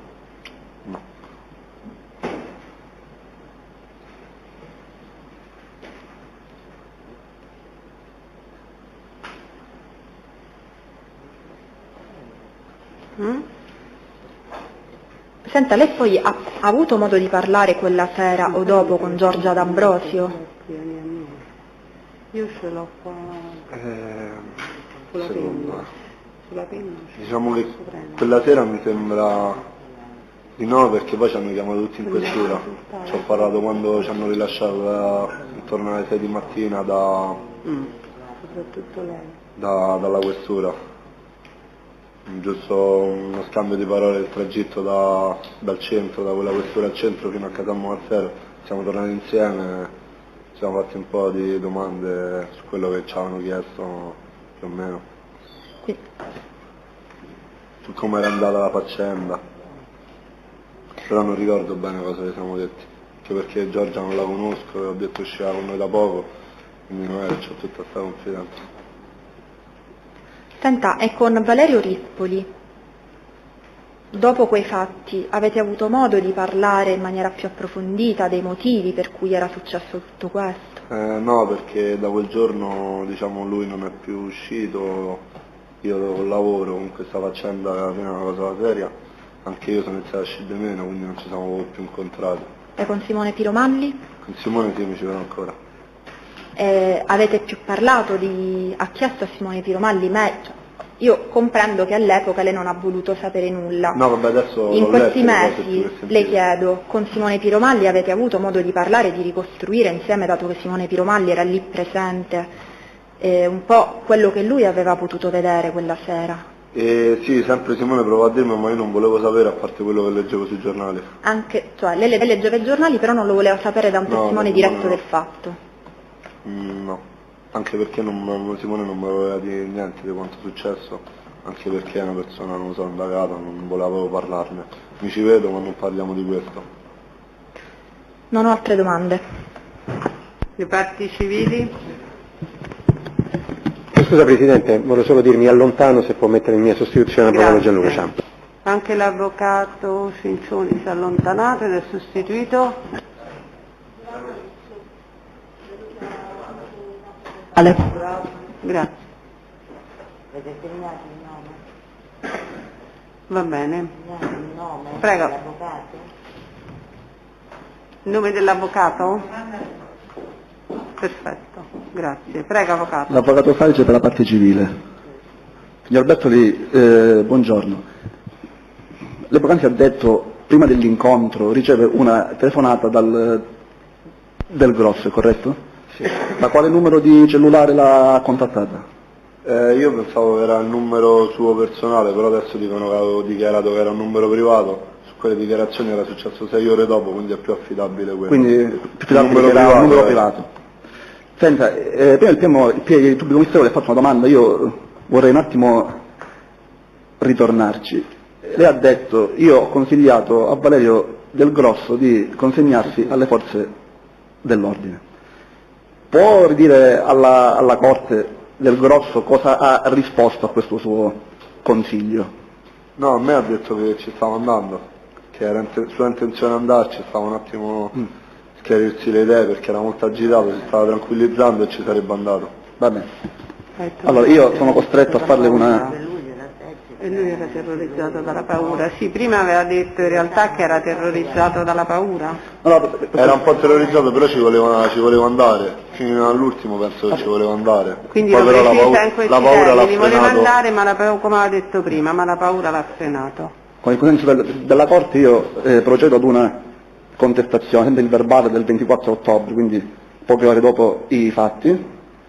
Lei sul punto ha dichiarato: il Valerio rispondeva di non essere intenzionato a consegnarsi in quanto non sarebbe servito a nulla. Quindi lei, 8 ore dopo, praticamente, ha dichiarato più o meno l'esatto opposto di quello che ha detto oggi.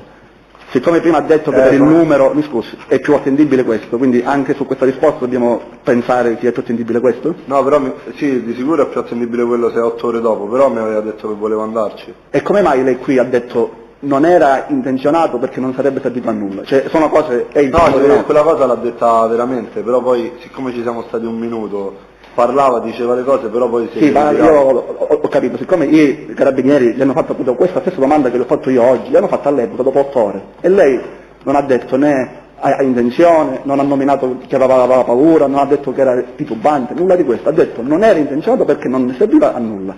Lei conferma queste dichiarazioni? Sono sue? Senta, dopo questo incontro, quindi verso sera avviene questo incontro? Quale? Questo qua? Sì. No, un quarto, non un mezzo. Dura qualche minuto, lei ha detto? Sì, avevo questo minuto. Poi nell'arco della serata, lei l'ha più sentito, l'ha cercato? No. E come mai non l'ha cercato? Che non l'ho cercato. Quindi non gli interessava, che fine aveva fatto? Se l'avevano... No, mi interessava, però avevo da fare. Cioè, quindi... la sera avevo sempre da fare al lavoro. Lei ha provato a chiamarlo il suo numero? Non mi ricordo, credo di no comunque. E come mai non ha provato? Vabbè, visto quello che era appena successo, non mandava di chiamarlo. Allora, lei sempre a questa precisa domanda, lei ha risposto, non ho idea di dove si possa trovare Valerio in questo momento e non sono più in grado di contattarlo in quanto ha bloccato tutti i suoi contatti. Quindi lei conferma Quindi che... conferma, non annuisca ma dica sì o no. E confermo che ha bloccato i contatti? Lei ha dichiarato, non sono in grado di poterlo contattare perché so che... senza il telefono, so sì. che quindi lei conferma questa circostanza? Nessun'altra domanda, grazie. Nessuna domanda alle parti civili, difensori degli imputati? Ci sono domande? Avvocato Spigarelli? Allora, si può spostare il microfono? Grazie. Lei prima ce l'ha già raccontato, cioè ci ha raccontato di Valerio che era in una certa condizione psicologica per quello che era successo, ma le ha detto proprio che non voleva uccidere e che era successo per qualche cosa di particolare? Sì. E che cosa?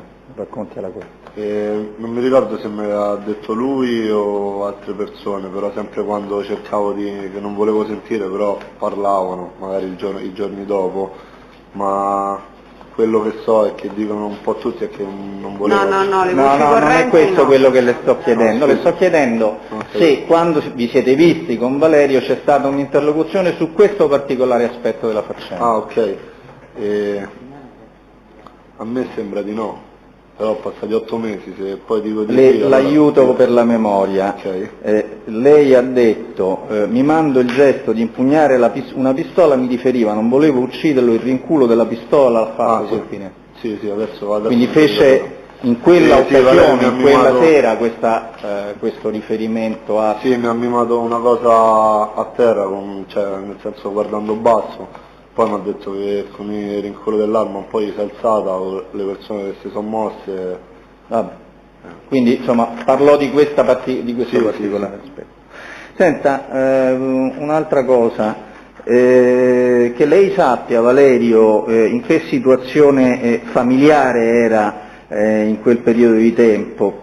Quando dico familiare parlo del figlio, della ex compagna, lei ne sa di questo? Sì, da quello che mi ricordo di quel periodo, aveva un po' litigato con la ragazza, quindi era un po' triste, diciamo, per questo. E niente, i problemi che aveva, nel senso che aveva 20 anni, un figlio, una moglie, un affitto di casa, un lavoro, era un po' stressato tutto qui.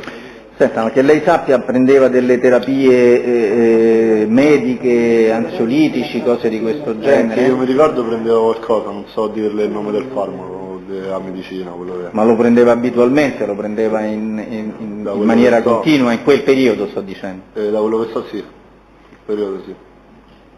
Grazie. Altre domande dei difensori?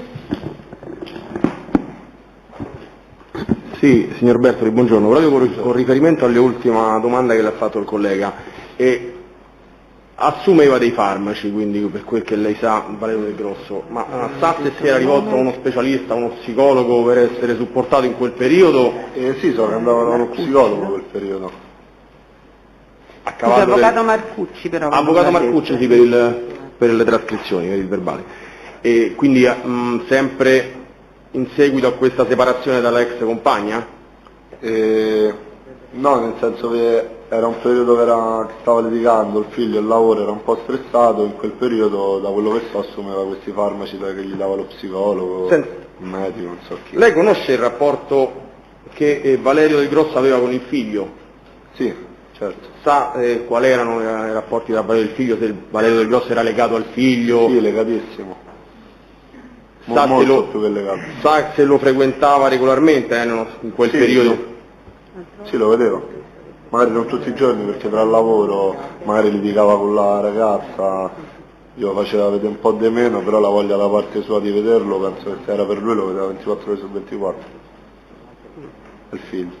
Per quanto è a sua conoscenza, sa se nei giorni in cui Valerio Del Grosso non lavorava, trascorreva ad esempio il tempo con il figlio piuttosto che in comitiva con voi? No, questo sì, parecchie volte lo chiamavo e diceva che stava a fare passeggiata con Cristiano e magari lo raggiungevamo tutti quanti noi. Nessun'altra domanda? Altre domande? Prego, pubblico ministero.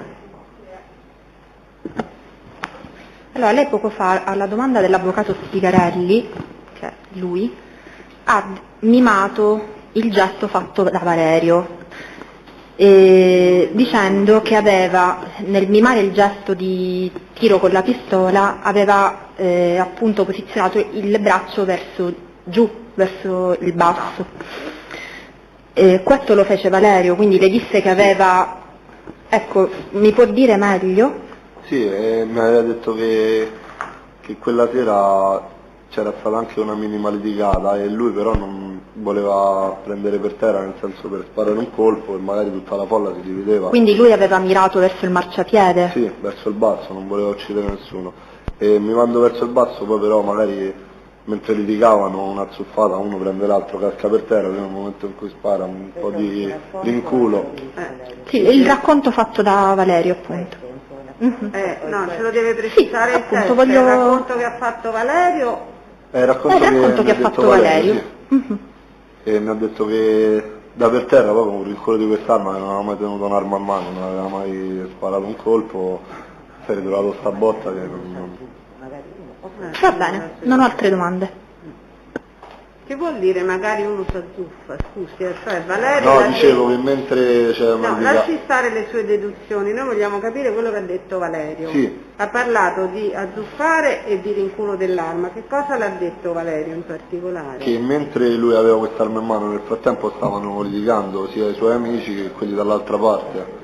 E quindi questo colpo però quando è partito, se magari tutte le persone erano ferme immobili, non prendeva nessuno, solo durante la litigata magari uno ha dato una spinta, quella è cazzata lì.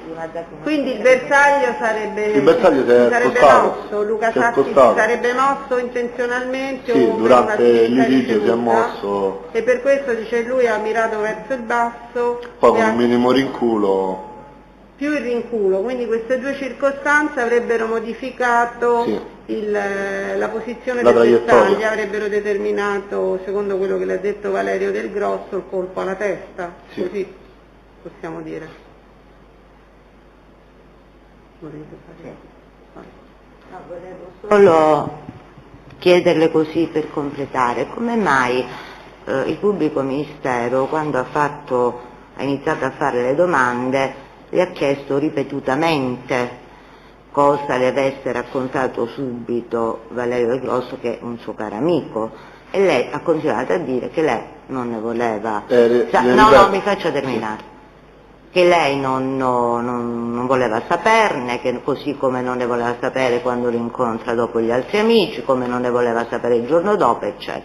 Come mai poi invece giustamente la difesa Del Grosso le ha fatto poi una contestazione Perché io non volevo improvvisamente ricordato tutto. Io non volevo saperlo, solo che quando ci siamo incontrati Manuel Incani chiedeva spiegazioni e lì le orecchie ogni tanto mi ci andavo, ma cercavo di non sentire. Infatti ancora no, la mia domanda era un'altra, io le ho chiesto perché alla domanda del pubblico ministero su che cosa le è stato raccontato da Valerio Del Grosso, ed 10 minuti prima ha risposto che non sapeva, adesso poi gliela fa la difesa e invece improvvisamente gliel'ha dovuta contestare. Perché quel signore ha detto a quel ragazzo della difesa civile, ha tirato fuori il discorso del mimare la pistola e mi è venuto in mente questa scena in cui me l'ha detto. Grazie.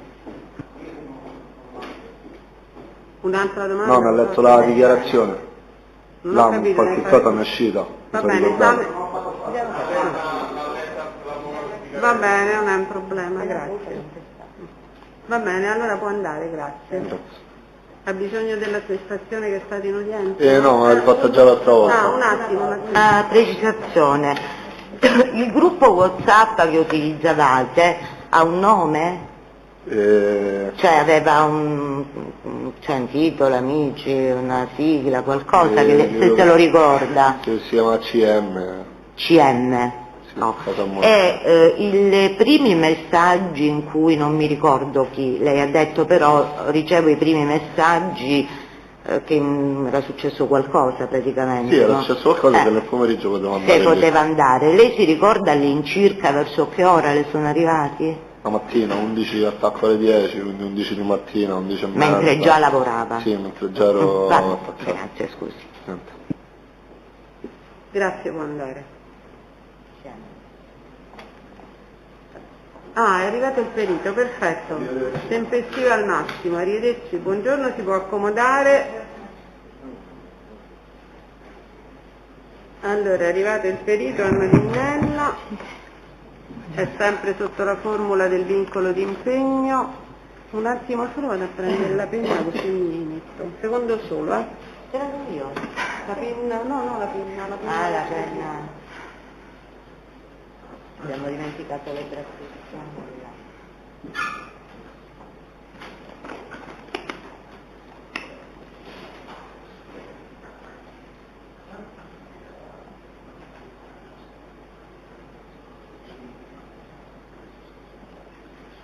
Anna Linnella, con 2 L e 2 L.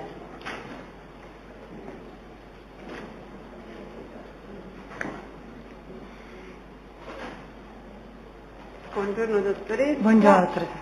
Allora, Anna Linnella, già generalizzata agli atti, lei è stata nominata perito dalla Corte d'Assise, ha proceduto alla trascrizione di una serie di telefonate intercettate.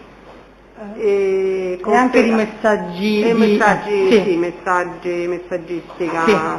messaggistica che vocale, se non ricordo, WhatsApp, sì, perché ho dovuto fare più accessi presso la segreteria della dottoressa del PM perché questo CD non si riusciva a trovare, poi alla fine invece me l'hanno consegnato. Perfetto. Lei conferma integralmente il contenuto dell'elaborato? Ho trascritto tutto, non ho, come da lei indicato, non ho avuto modo di avere brogliacci, per cui l'individuazione delle persone è stata fatta da cartellino telefonico, o meglio dire da programma di intercettazione telefonica, perché i cartellini non contengono il nome, però il programma sì, perciò io solo quello ho avuto. Infatti l'audio non era di buonissima qualità, perché ho dovuto fare moltissimi ascolti, anche perché ho cercato alla Corte di dare l'indicazione del nome, perché molte volte tutti si chiamano per nome ma con parola tronca, fa caso Flavio, Fla. Allora in quel caso ho dovuto mettere più attenzione per dare a voi un'indicazione delle persone parlanti, in quanto non avevo i brogliacci.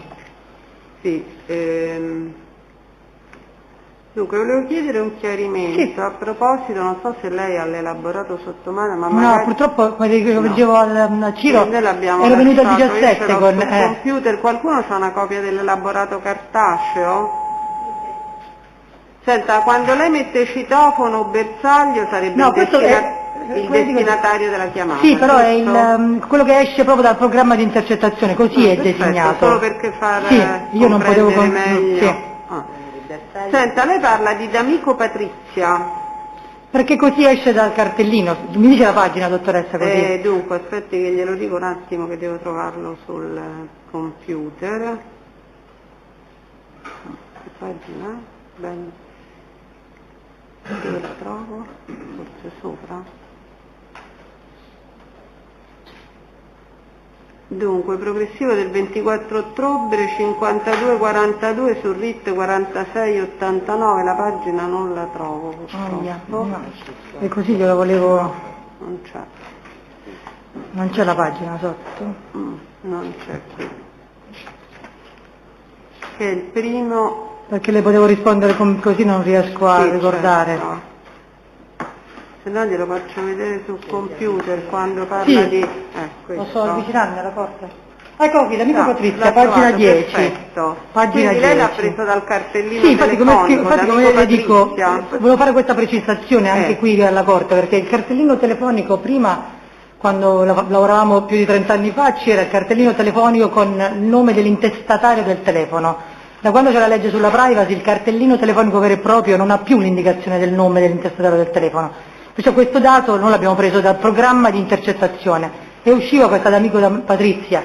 Infatti io ho avuto qualche perplessità. Perché a me sembrava più, da quello che è stato detto, che è emerso dal dibattimento, ma forse ripeto, ne equivoco mio, che si trattasse di Giorgia D'Ambrosio, la fidanzata. E in effetti potrebbe essere che il telefono è intestato ad amico, però l'utilizzatrice è un'altra persona. Se vuole posso fare un controllo incrociato. Poi l'abbiamo sentita la ragazza, insomma sono circostanze. Poi con la polizia giudiziaria che verrà sentita sulle intercettazioni. Però se vuole, dottoressa, io posso chiederlo al mio ausiliario, perché ha fatto un buon lavoro, perché ha dovuto proprio trovarmi dei nomi per poter...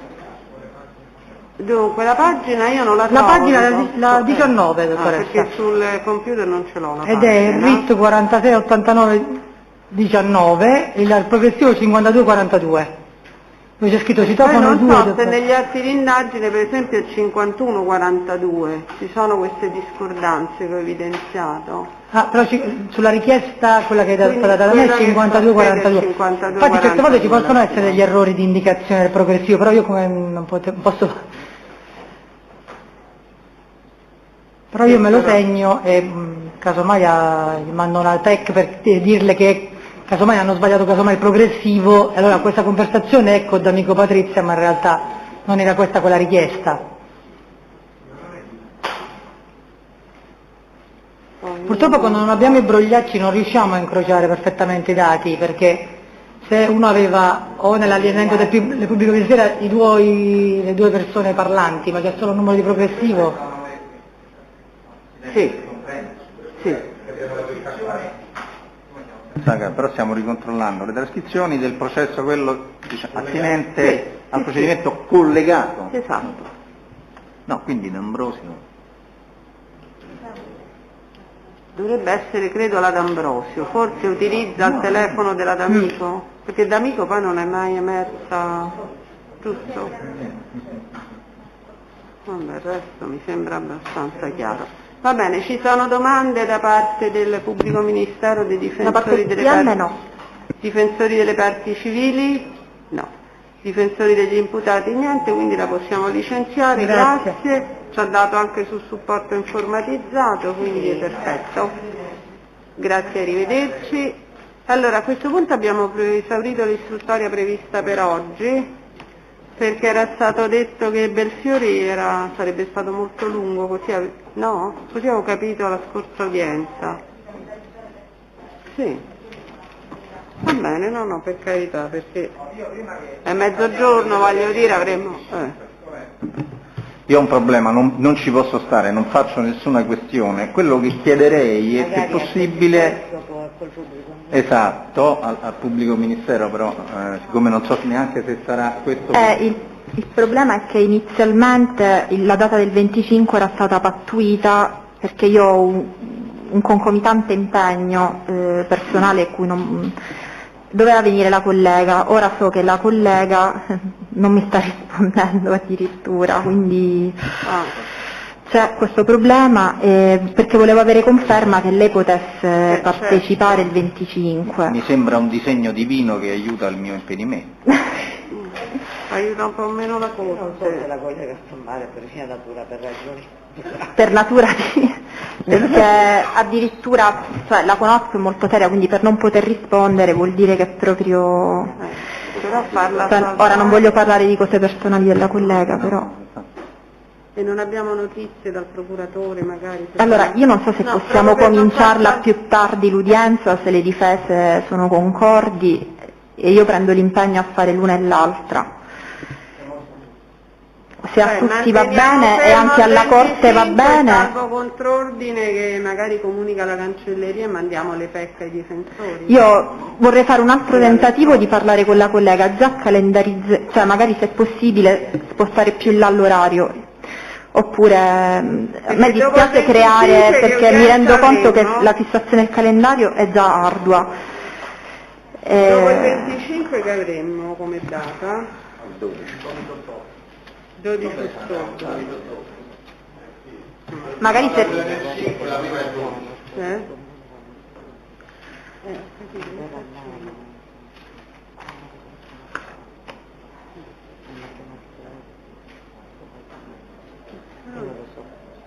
Cioè vuole provare a richiamarla e poi eventualmente assume informazioni presso la segreteria del procuratore? Sì, perché diversi giorni che provo Mi sembra a di capire che è contattare. molto probabile che salti l'udienza.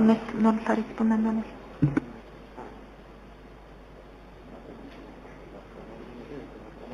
Non so. Perché il 25 ha detto che lei non avrebbe potuto, pubblico ministero, e sarebbe... Questione di un omicidio di 'ndrangheta. E quindi... sarebbe venuta la dottoressa Plastina. Sì, e gli accordi erano questi, per quello non avevamo indicato come buona la data, perché in 2 pensavamo di poterci alternare. Mi dispiace farlo saltare. Un attimo, c'è una verifica magari col procuratore? Vuole provare a richiamarla questa, perché era quello che avevo detto magari io. Magari il procuratore, sospendiamo un attimo. E se no, se facciamo così, confermiamo il rinvio del 25, poi ce lo fa sapere. Teresa, possiamo fare le PEC a tutti, comprese le scorte? Forse la cosa...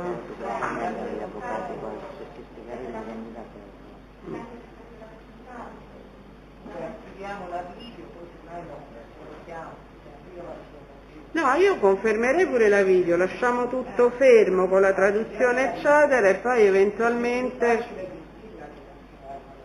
appunto manteniamo tutto fermo per il 25, salvo poi avere conferma o disdetta del 25, chiaramente ci vediamo al 12 a quel punto.